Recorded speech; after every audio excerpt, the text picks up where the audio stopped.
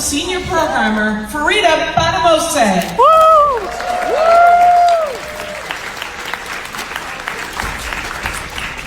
Good evening, everyone. Ooh. That is awful. No. Try again. Good evening, everyone. My name is Farida Banamose, and I am a senior programmer here, as the voice of God said. Thank you so much for joining us at the 2023 Tribeca Festival. We have had so many amazing talks in this room and many rooms around the festival, but I'm particularly excited for this conversation. I've been a fan of both of these amazing women for some time, so I'm so excited for you to hear from them both. So here is Hailee Steinfeld in conversation with Ayo Edebiri.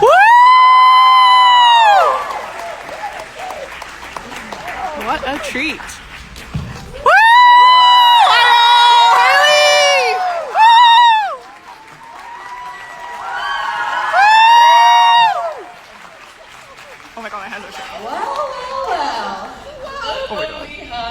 Us in conversation. Instantly, I'm like, so how's everybody doing? Yeah. Okay, well, how's it going, Hailee? It's going so good. I'm so happy to be here with you, with all of you. Woo! Oh my gosh. Great. I love it. Hello. I'm so excited to be speaking with you. I've got a sheet of paper that's got questions. But also I just want to talk to you. And I'll start off by saying that we first met on a show called Dickinson. Where he plays Emily Dickinson and is phenomenal, both as an actor and as a producer on it. And we're around the same age. I feel like I had this feeling of almost growing up with you and seeing you grow, but I was so impressed by the skill that you had on the show and how we were around the same age, and I was like, I'm working with somebody who is a professional with a capital P. But you just had this knowledge and this prowess that I was so moved by. And I guess first question, here it is, while I'm lead up for first question.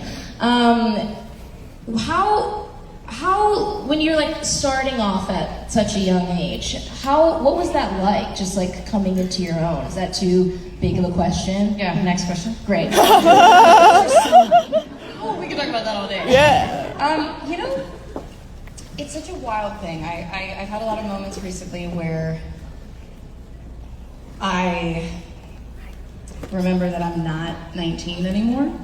And while I'm only 26, I feel like it's not often that I take a step back and reflect on what I have accomplished in my career and how young I actually really was when I did start. Yeah. And how young you still are. Right. Yeah. Me too. Yes. We're both. Yeah. This is great.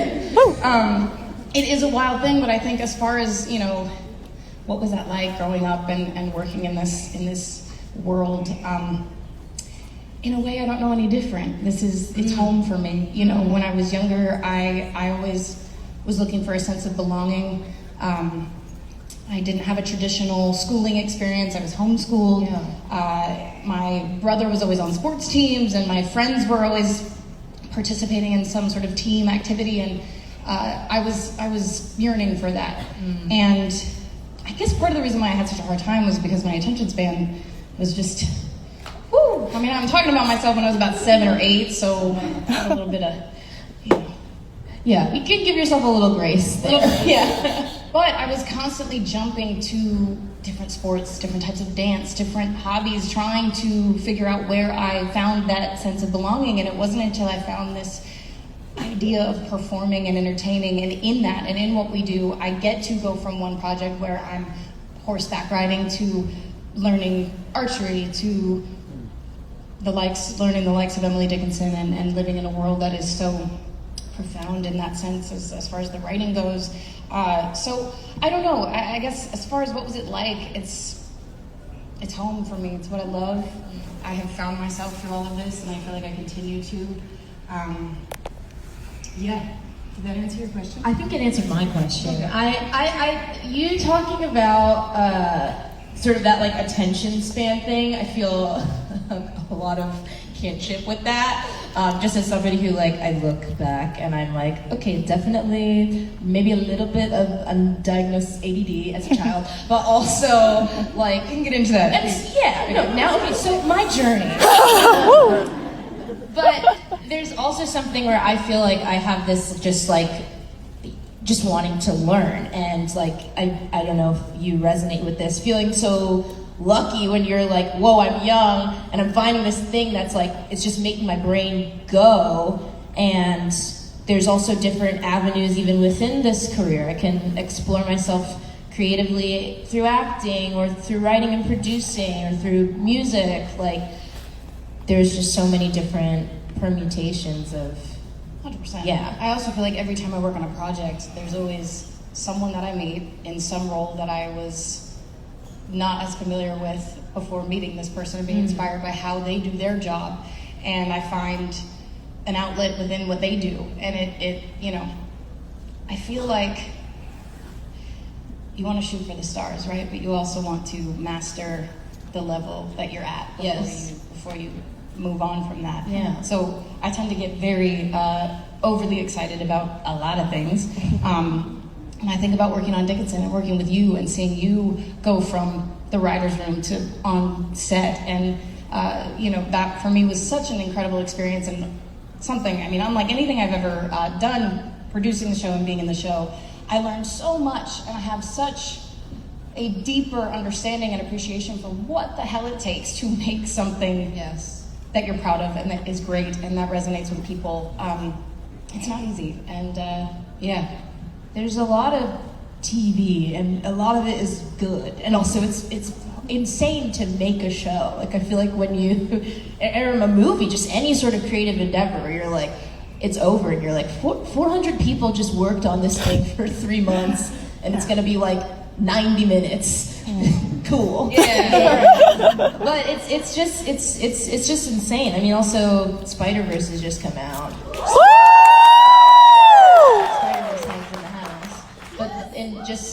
you were great in that, by the way. Hey, you were great in Mary that. James! Thank you. Woo! I know, a little fanmate or whatever. Yeah. But that is like such a miraculous act of collaboration. At the premiere, Chris and Phil were talking, and they were like, yeah, we had 1,000 animators. I don't know how many people are in this room. I think like that's like how bad I am at numbers. Right. Like 250, maybe? I don't know. But like 1,000, yeah. we gotta count? No, great. But it's just insane to think about. Yeah. Did you always want to do voiceover work? Is that something that... It was always something that I was intrigued by. Yeah. I absolutely had misconceptions of voiceover acting. What did you think it was? I thought it was as simple as you're in a booth and you're reading lines. Yeah. Which, okay, maybe to a degree. You get to be in your sweatpants and you get to like dimly light the room and set the vibe. But it is incredibly taxing. I mean, you don't, I think you take for granted being on your own 2 feet and in incredible wardrobe that was made by the most talented people for months, maybe years on end, being on an incredible set or an amazing location with everything happening in real time. That is something that I guess I maybe took for granted in that moment because I'm there and I'm on my own. The first film, Into the Spider-Verse, I didn't have the opportunity to record with any of the other actors.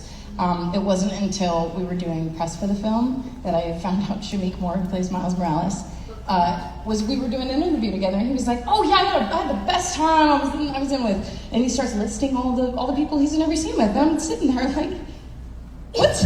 And the minute that interview was over, I was like, how do I get in the room with people? I didn't even know that was an option.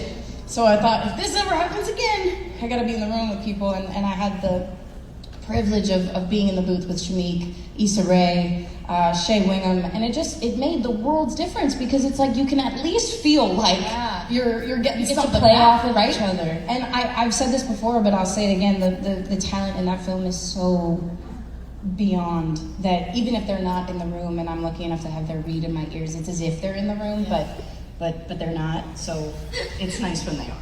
Yes. It is like a really crazy difference though. Also like when you think about how much VO you record where there's just nothing, like there's just the script. Right. And then you start getting the animatics, and then you maybe start getting a few sketches, and then you get the animation, like how much you really are building with just your voice. Totally. Yeah. I also feel like I had so much more confidence coming into the second one because I understood the process and I knew what I was getting myself into. It was the same team with some beautiful new additions, and yeah, but and even something like Spider-Verse, that it's so action-packed, if you will. So that's another thing where like you can't portray swinging from buildings and all that by standing still. So you gotta really get into it. It's a fine thing. Yeah. Is that like it's just of I don't know, interesting challenges and like the ways that those can help us learn. Have there been any sort of like recent, I don't know, fun challenges that you've been like, oh, here's like an unexpected lesson? Wow, my questions are like so good. Yeah.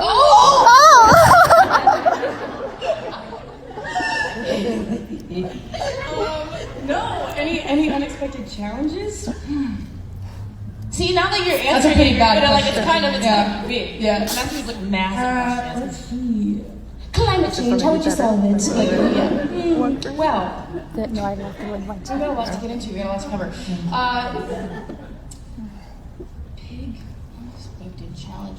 I guess that being sort of the last thing, we did our last recording session for Spider-Verse. I mean, the movie came out. Yeah. What? No, mine was really recent. Like 3 weeks ago. Yes, before it came out. Yeah, that was wild. Oh my gosh. I mean, I feel like I saw the filmmakers just like, bless them, they all look awesome, but that just felt like they were aging themselves. They were just like, we are 3 weeks away from this thing. There's a boy in the corner about to run the reels. Like, no, but I guess just one thing I feel like I've truly taken away from that experience, and to be honest, Dickinson as well. The amount of perfectionists that were involved in those projects. I think with Spider-Verse, normally we'll go in, we'll do our part. Yeah. They go into post-production. We might hear from them once or twice, at times, and then that's it, right? And sometimes it's a little inconvenient to go in and have to do a couple hours of ADR. You feel like you did what you did, and the freaking plane ruined your whole performance. But I've now looked at going back again and again and again as just an opportunity to keep beating what you've done and keep improving. And the fact that these guys went up until the last second, till there were people that were pulling them away physically from continuing down the road of perfecting. I have so much respect and admiration for that. I think that's something I'll forever take with me. Not looking at something as an inconvenience, but an opportunity rather. That's wow. That's like I need to change my mindset. Oh my god. That was a good one. When you look back at all of the roles that you've done, is there? It's a big one. I feel it. Is there one that you feel like it met you in the moment? Ooh. Yeah. Yeah. A few. I think the first one that comes to mind, I did a film called Edge of 17. If you haven't seen Edge of 17, I'm so sorry. That is like actually like a banger of a film. I'm sorry. True. Yeah. Check it out. It's on my watch list. Nope. Rent it tonight. You're phenomenal in that movie. You're phenomenal. Wow. I love that movie so much. I really do, though. I really do. I'm really holding back from like freaking out about the bear. We'll talk. Yes! I got the sheet. Nope. I got the sheet. 2 seconds while I'm here. You are such a phenomenal talent, and I gave you the opportunity.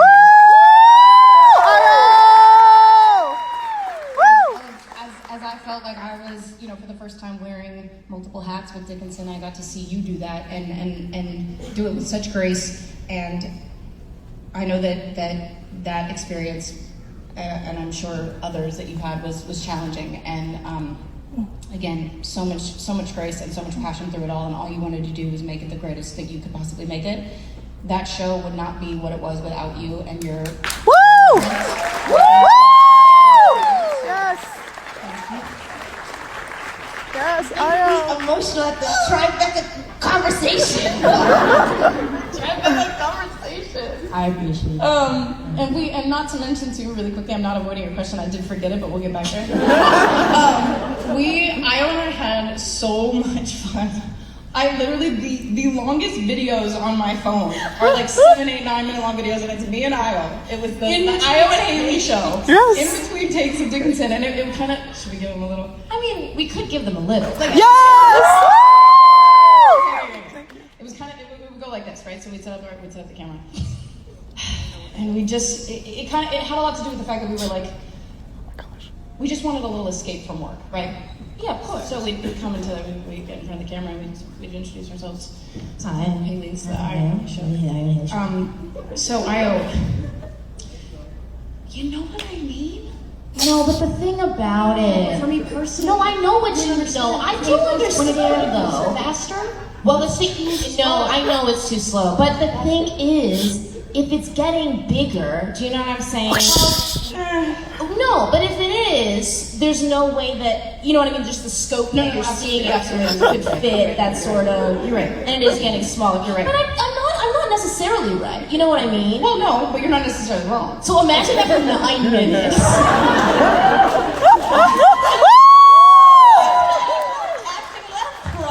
Sort of just like eating snacks, or just sort of like bonding with somebody heavily, and then being like, maybe both were in separate states of psychosis, but like together. I do remember my question though, because I remember I asked it. I was like, "Oh, wait, this might be like my first good question," which was. Of all the roles that you've done, do you feel like you have one that met you in the moment? And Yes. you mentioned the banger of a film that we're all going to rent tonight. 17, unless it's available on some sort of ethical streaming service. It's not. By the way, what am I talking about? So I would say Edge of 17, and for a multitude of reasons, but I felt like,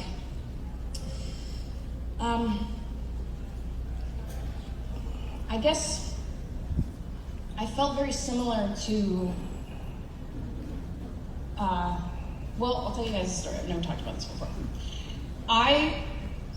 Has anyone ever heard of a man named Larry Moss? Yes. Okay. He Teacher. is, to me, Yes. like the godfather of acting, of acting coaches, and of acting in general. This man changed my life. So Jim Brooks, who produced the film, I'll go back. When I was about, I want to say like 14, 15 years old, I discovered Larry Moss, and I was like, oh my God, I've got to take one of his classes. He was only teaching in New York at the time, I believe. Or maybe he was teaching in LA, but I wanted to make this harder for myself for the sake of the story, probably, because I knew I'd be here at 26. So I thought to myself, I got to get to New York, I've got to take this class. It was like an intensive? Yeah, one of those. What do they call them when they're like, Workshop? Workshop? Workshop? Yeah, something like that. Workshop, masterclass, or intensive. Masterclass. All of the above. Right. So it was a few weeks long, and you get he provides the material, you get paired up with the same partners, the whole day. So I thought, I've got to figure out how to get to New York without my mom knowing, get back, I'm going to take this class, I'm going to become the best actor ever. and no one's gonna know that I was ever gone. Perfect. I remember, because that's what it was. I went and I bought his book and I tried reading it and it was just too much. I couldn't understand it, I couldn't break it down, and it was too much. No, because you were like 14. Well, that, yeah. Yes. So, but anyway, I went onto his website and I tried to, sign up for the mailing list or whatever. Put my mom's email in there, so I blew my own cover very quickly. And I remember my mom saying to me, like, let's do it. Like, we can do this. And she was my mom and my parents, everyone around me has always been so incredibly supportive. I don't know why. I thought maybe it was just for the sake of the story of Tribeca. I didn't know. No, but I think that I look back at moments too where I'm like, and they were all against me. My back was against the wall. I wanted to see me dead. You know? It's like literally not true. It just couldn't have been true. Like, yeah, more for sure. Yeah, that's exactly what it was. Yeah. Okay. Yeah. So, all right. Long story short, this wasn't much of But a also, story. you were 14 and you found something that you wanted to do and you were passionate about, and that's like scary. For sure. Yeah. For sure. Thank you. I'm feeling real seen right now. Hey, come on. I should have this conversation a long time ago. I'm in the room somehow. You're 14. I'm like, tell your mother. No, but so I figured, okay, when I turn 18, I'll do this the right way. Everyone can know. It won't be a secret. I'll do it. I can figure this out then, and I'm gonna make this happen. So I had just turned 18 when I read for Edge of 17. I got the job. It was the weirdest thing, actually. I had my audition and it was going really well. It's nothing worse than when it feels like it's actively going horribly. And I felt this was going good. It was good. And I was left with like a comment. I was in the room with Kelly Freeman Craig and Jim Brooks, and they said something to me about like, this is not it. I don't remember if I think long enough, but I don't have time for that. It was something like alluding to what's gonna happen in 2 weeks when we start shooting. And I walked out and I called my agents. I was like, I think I might have just, I think I got it. Like, but I don't know, and I don't want to be so sure. I've never had it in the room in real time. Like, that it was the most bizarre thing. You don't normally like go when you're in like agony for a couple of weeks before you do anything. I They're like, walked out. hey, maybe show up on set. We'll see if we can fit you in the costume. Yeah. That's yeah, exactly that. So that was that, and then a couple weeks after, I got a call from Jim Brooks asking if I would be okay to coach with Larry Moss on the project. And so my dream of working with Larry Moss came full circle. And I was 18. I would have tried to find my way to New York at that point anyway, but it happened, and it was the most incredible experience. And I'll tell you, the one thing that I learned from this man was to trust in myself in a way that I don't know that I ever had before that project. And I was coming into my own as a human being, and I felt like I had a breakthrough personally, emotionally, and mentally, but professionally, most importantly. And I think that character allowed me to let out a side of some teen angst that I might have just never acknowledged. Yeah. So that I was very grateful for. But the writing was so good, and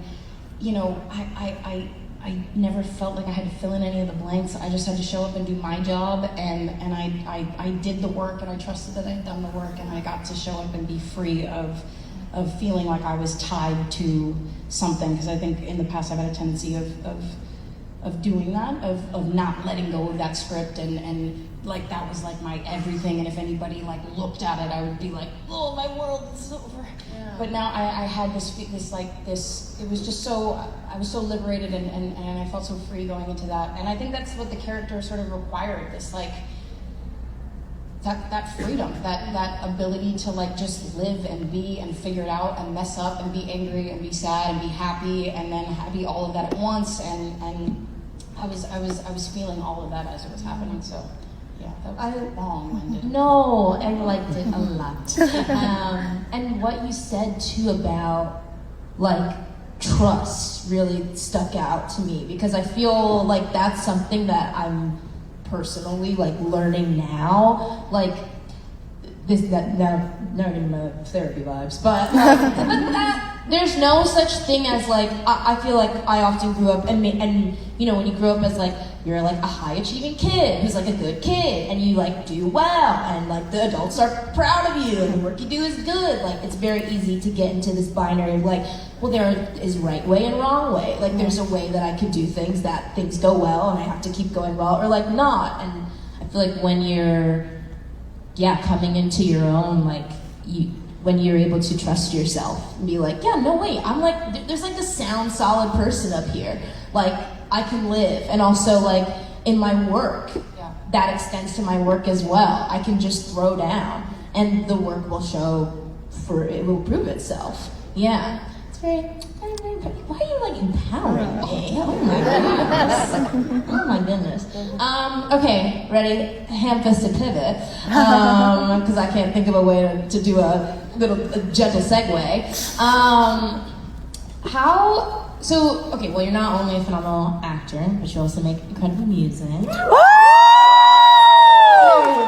working, never sharing. How do you feel like your music has, like, allowed you to express yourself creatively in ways that maybe are, different from the acting, or tie in? Maybe, I don't know.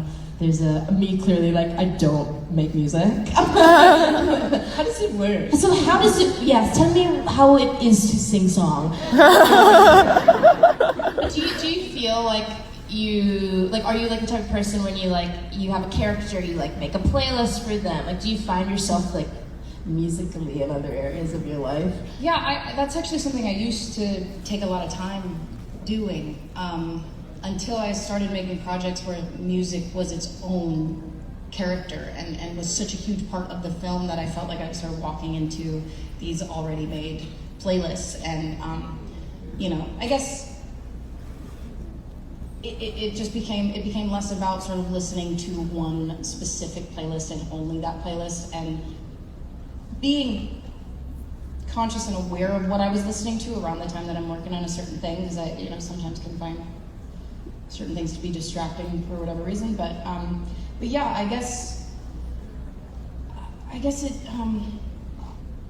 I've had moments where I feel like one informs the other in a way that I might not have expected. I felt like after I did Dickinson, after spending as much time as I had embodying this fearless writer, this young woman who would go back and forth on hoping, praying, wishing that just someone would read her words, and then also having the security of knowing that no one would ever. Writing that way, I had never done that before Dickinson, and after we wrapped the last season, I went back home and I had this time sort of designated to being in the studio and to writing, and I was looking forward to it in a way that I'd never before. I remember we FaceTimed once, and you were like in the studio. Or like you were like in like, maybe you were in your house, but there was the setup, and I was like, oh, like she's all right, yeah, okay, let's go, 10 minutes. This was like COVID times. So This was after the season. what was our FaceTime about? I mean, probably I do. Oh my God, I actually remember. You do remember. You do remember. I remember. We'll talk about it later. It's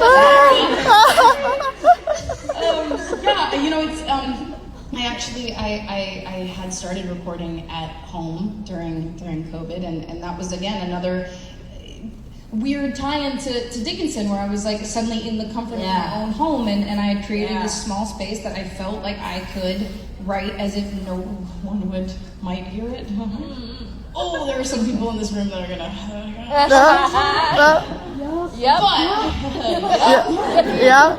We'll get there, people.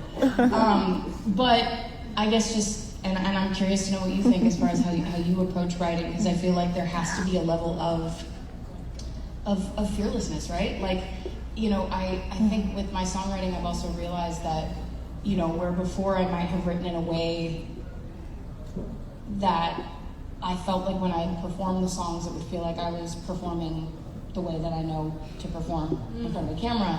It's far more. Do you really have nuts? But also I'm deeply petrified of writing and of like the writing process. Like no writer likes writing. I think writers like having had written already. I think it's great when you're like, oh, thank God, good, a page that took 10 hours. It's like, it can be grueling, but it's also like weirdly the one of the most rewarding things, like, because of that. Like, I feel like, but also to what you were saying, like, that's, I think, what vulnerable things feel like. Like, it's taxing, and it's because you're getting somewhere, and that's why it's hard. But it's also such a nice release, and I feel like you often are like, okay, I'm a little bit proud of myself. All right, yeah. Well, time for another question. Okay. I just can't wait to see if we both are remembering the same FaceTime call. I really are. Yeah. What a time. What an absolute time to have that. Okay, when you think of, yes, great.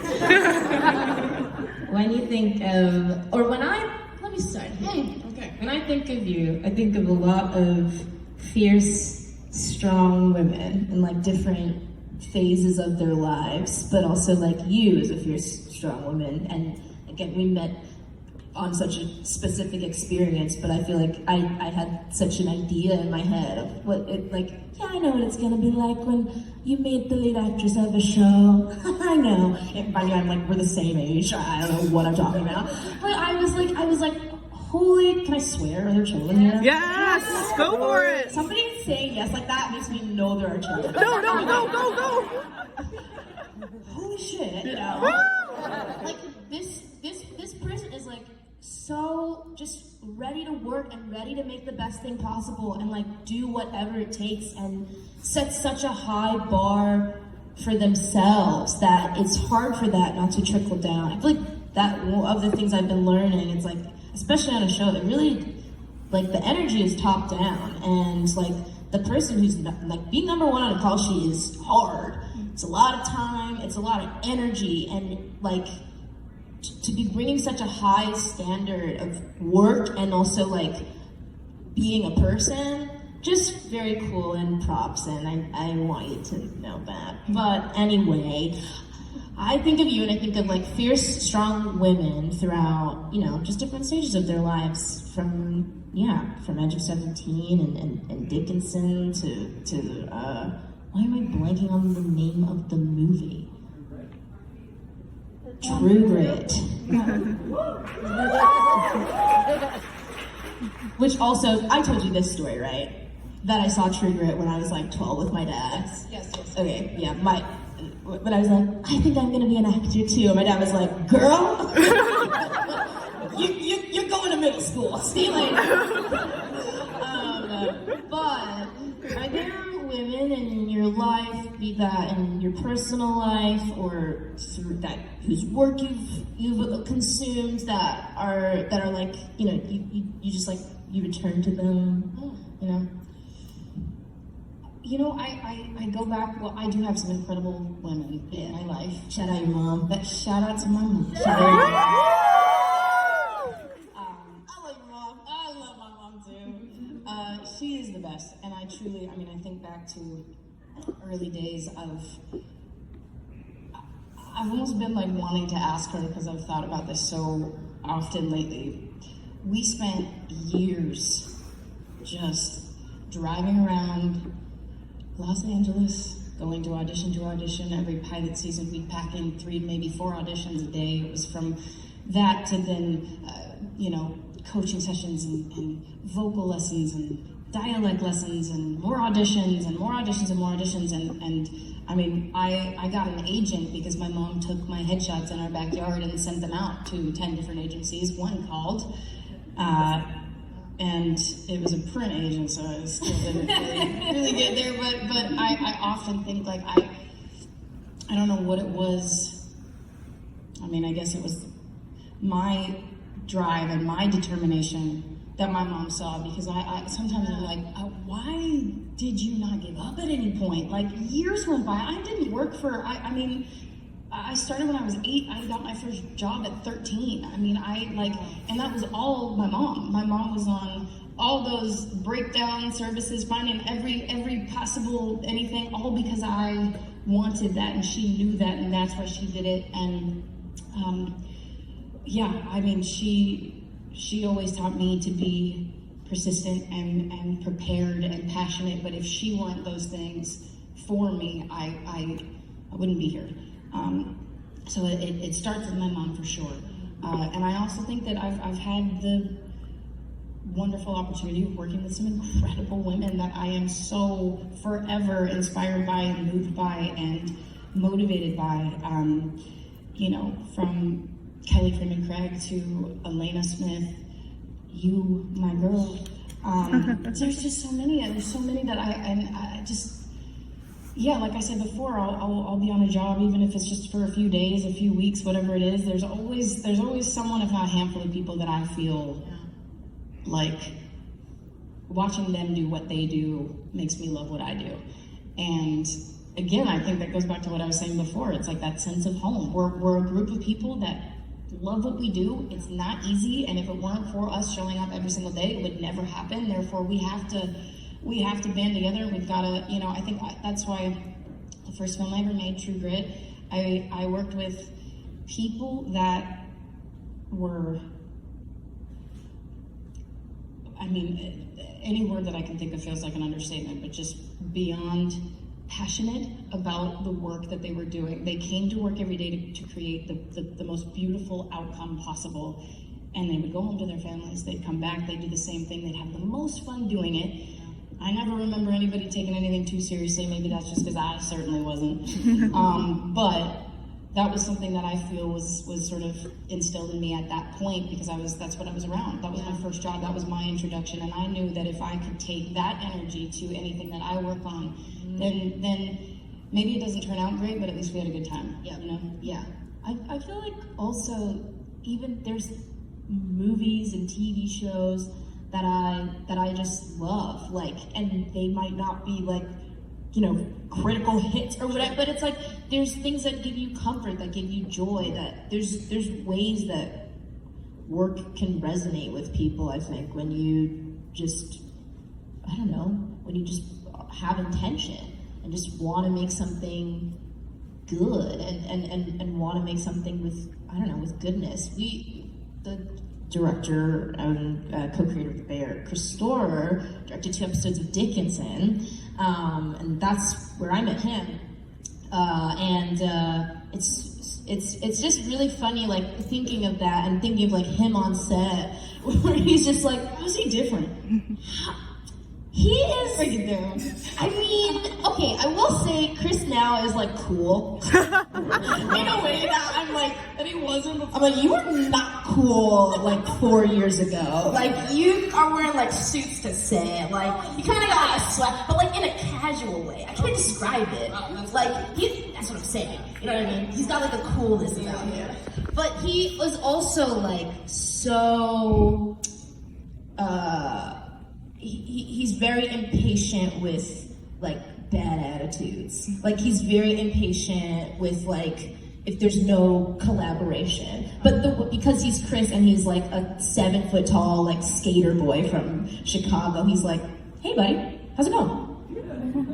All right, check it in. Like, that's, like him being, like, stern. Yeah, like, that's him being like, hey, cut that out. You know, like, if anybody's with, sounds a bit loud, you know, like, he's so Midwestern and like, kind in that way, but it's, yeah, I know he's, like, having a blast, which makes it so much fun, where I'm like, whoa. I mean, that's also the other thing about making stuff, where you're like, huh, I'm working on somebody's, like, dream thing. Cool, okay, all right, nice, yeah. Are you, you just have to start to ask a question and then stop. There's just so many questions one can ask. No, but I'm nervous. Oh, ask the questions. All right.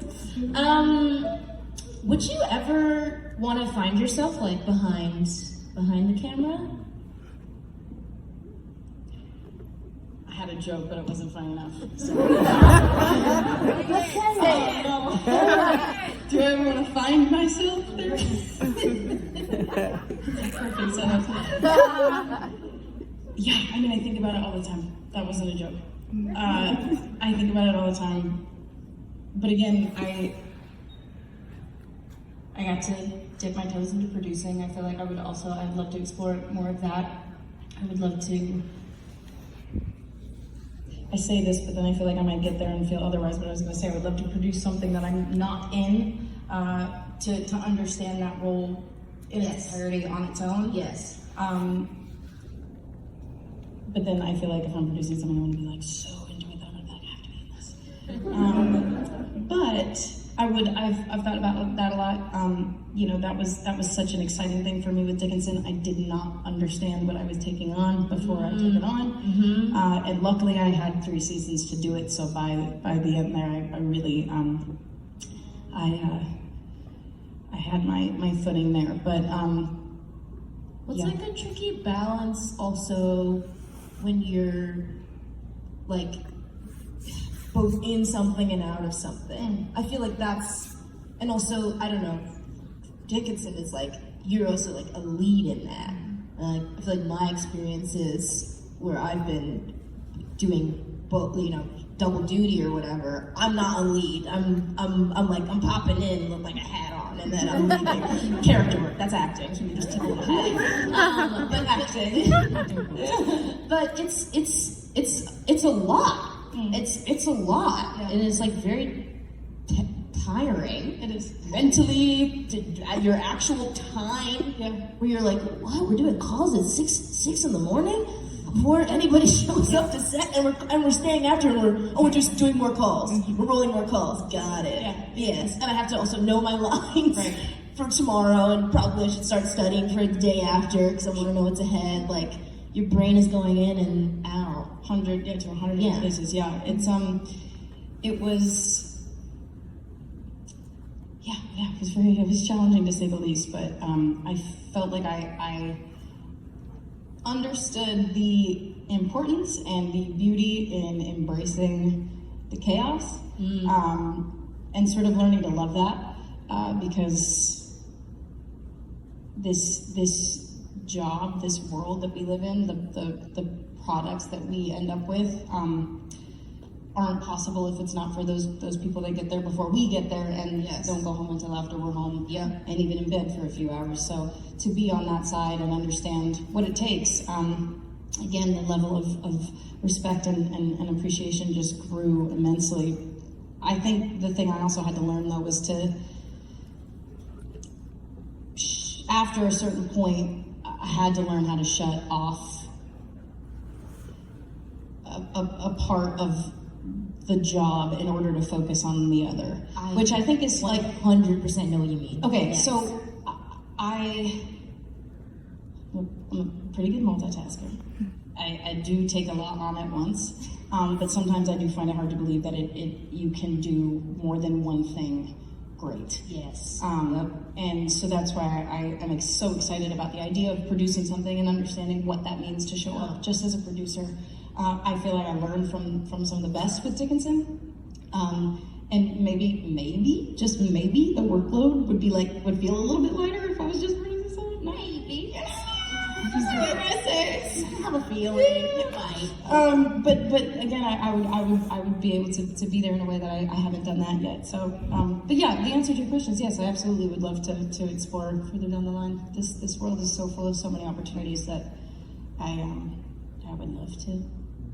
It's like, I don't know, life and career can be like so long. Like there are so many avenues, and I feel like there's so many people that I admire where I'm like, oh, you didn't like direct your first movie until you were like, until you were like in your 40s or something. Like, and every job, like you said, is like a beautiful learning opportunity, and I feel like often the things that you do learn like surprise you. Like it's never what you feel like you're gonna go in and be like, yep, that's what I'm gonna get from it. Like it's always something. I mean, and every time I do a project, I feel like the first day, I feel like I've never done this before in my life. I feel like I am a fish out of water and I have no idea what I'm doing, and until I feel like I do, it's over. You know what I mean? Well, no, it's like the last shot. On the last day, you're like comfortable. Just understanding why I'm here. But yeah, but that's I think what I love about what we do too. It's like it's every day is never the same. Yes. You're always in for a treat and a surprise and a challenge that you didn't see coming, and you always walk away with something that you didn't expect walking into it. So I feel like the best people, though, are the people who, like, last year was a very crazy year of, like, being in a show that I did not think people were going to watch because we, like, shot it in Chicago in the winter, like 2 months. people don't normally watch things in the shop in Chicago in the winter. It's just more my feeling of like filming. And I got to I hate watching things that were made in Chicago. in the winter. But I got to meet people who I was like, I never thought I would have a conversation with you in my life. And something that moved me so much was that I'm meeting these people who are, you know, like older people who in my mind are not even people, they're like figures. You know, you have people like that where you're like, oh yeah, sure, Steven Spielberg, you're an idea. You know, like, he's a human person with a heart. But there was like curiosity and even people. Evan, who's on the show, I'm a girl's head, and I loved him. And he's somebody who I'm always seeing in things, and I'm like, this guy, he knows. And you know, then it's like I see him in between takes, and he's like practicing a monologue to himself, and he's like making sure he's on his game. He still has that nervousness. He still has Monologue that's in the show or not in the show? Imagine. I'm like, no, just a monologue I wrote for him. Yeah, no, in the show. But just that, it's like, I don't know, Really keeping all the cylinders firing at once. But that there's still just like a curiosity and a nervousness, and that really is like moving to me. Is there anything that you're like, this would be like my dream project or something I want to do next? Like, I want to work with a crazy foreign director. I want to do something where I'm shot out of a cannon, Mission Impossible style. Listen. That's the one. Okay, you, me, Tom Cruise in space. Write it, Ayo. Got it. Think about it. You know what's funny? Yes and no. I never in a million years thought that my first film, or any film that I'd have the opportunity to make, would be a Western, or Shakespearean, or sci-fi. I've gotten to do projects that I just never would have imagined could even fit the bill of a dream project, because it just felt so far, like such a far reach that I feel like when I go to think about that question now, I feel like the possibilities are so beyond my knowledge at this point. And even though I feel like I've covered a bit, there's so much out there that I don't even know. I just can't wait to do something that I feel challenges me in a way that I haven't been yet.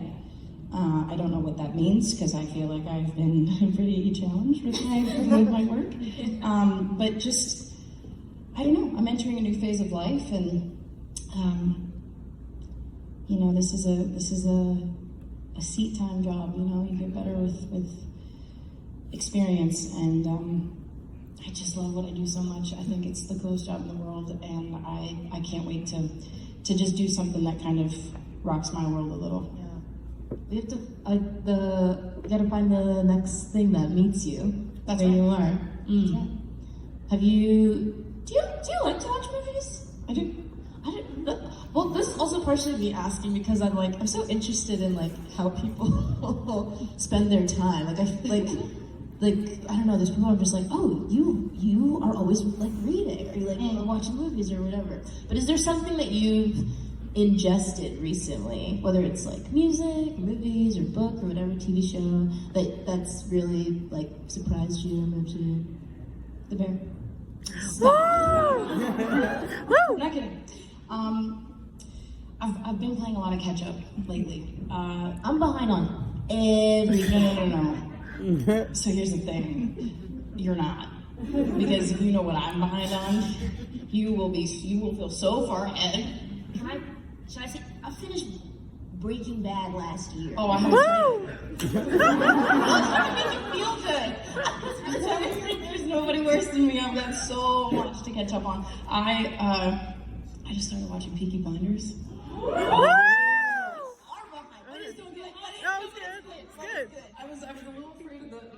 reaction to that if it was going to be like, yes, it was like a rolling woo. Yeah, it was like, but that I think there's something kind of fun about watching something. How long has it been? How long did that first season go? I do know what you mean, though. I do know what you mean. After the fact. Yeah. Well, you miss all the discourse. You just get to be like 100% watching. Because it is so easy to get caught up in that. Yes.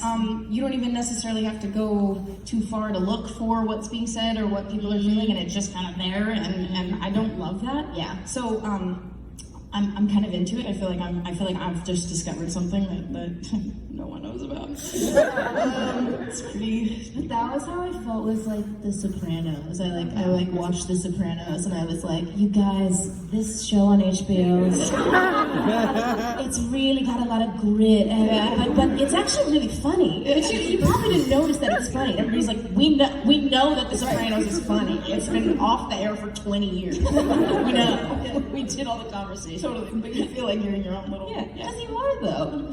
That's nice. Is there anything that you've watched lately? Ooh. Love your letterbox, Ayo. See, that's thank you. I told you about that. I did tell you about Letterboxd. I'm online a bit. The best. I'm online a bit too much. Thank you. But also, I'm sorry. Yeah, I recently watched this movie, and I actually think you would really like it, called Past Lives. By this first-time director, Celine Song, and it's got Greta Lee, this Korean actor Tae Yoo, and then Michael Arcuno, I think is how you say his name. But anyway, it's like this really crazy love story between these three people, and the main character is like this Korean woman who immigrated when she was really young, and so she kind of has like a distant relationship with Korea in her home country, but she has this guy who there's always been like a bit of a pull, and then time passes, she gets married, and then they get back in contact, and it's like this really beautiful, gentle thing, and it's like, I'm saying this plot, and any other filmmaker could have made it something very like salacious and like, oh yeah, Geronimo was slapping everybody in 5 minutes or whatever. That person probably should have made your movie. Yeah, slapping. That person is a scary person. But it just is really, really like, it just, when it gets you, it's kind of shocking. And I was like, whoa. I was moved by that, because I was like, I thought this movie was so quiet, but it's really loud. Well, it's actually really loud because I'm crying. I'm crying in the theater, and I'm hyperventilating, and that's why it's loud. Yeah. But that's my long recommendation for Past Lives. Hit page 24. They'll give you a link. Okay, they'll give you a link. Sure. Sometimes you just gotta ask for a link. You never know. What's the worst that happens? They say no. Fine. You ask someone else. Then you just ask somebody else for a different link. Okay. Here's a random question. Of all the places that you've traveled, do you have one that's like a favorite? Or one that is like has a nice memory that sticks out? Should I end on a random one? Whatever. Yeah, why not? Tokyo might be one of my favorite places in the world. Ooh.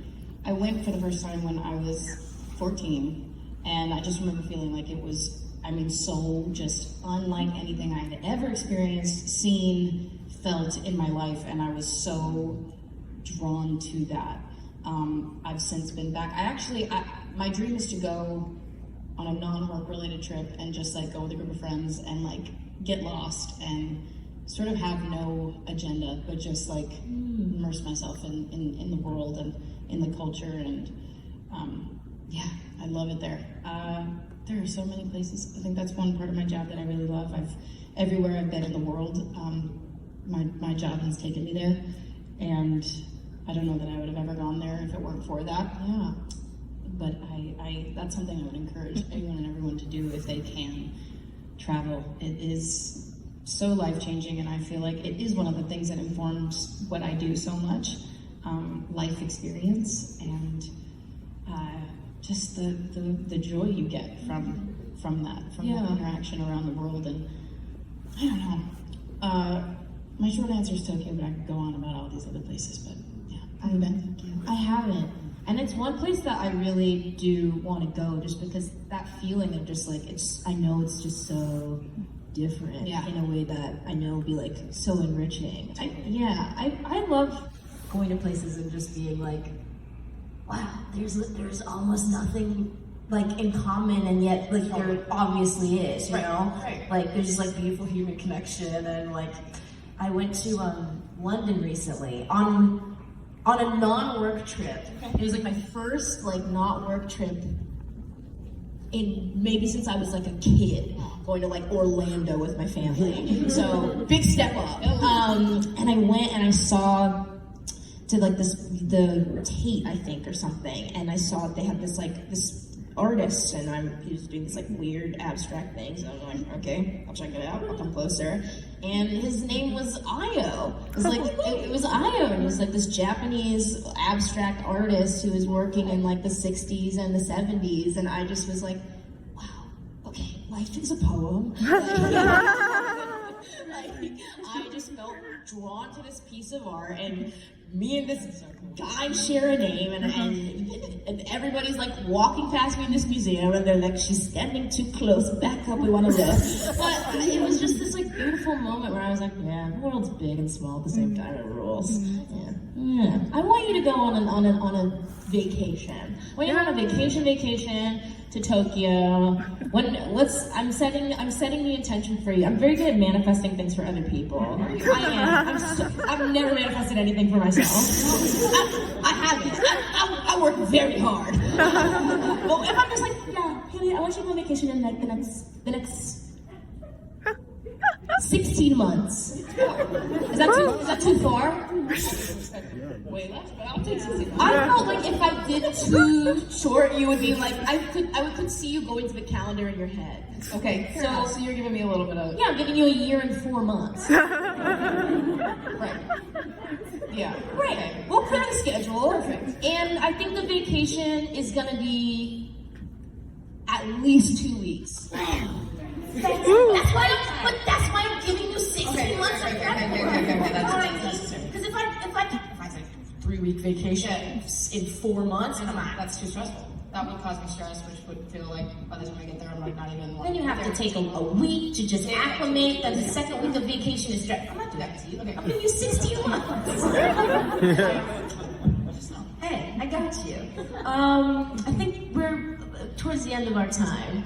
But I'm so glad I got to talk with you. This was really, really, really actually genuinely like enriching for me, and I feel so lucky to know you.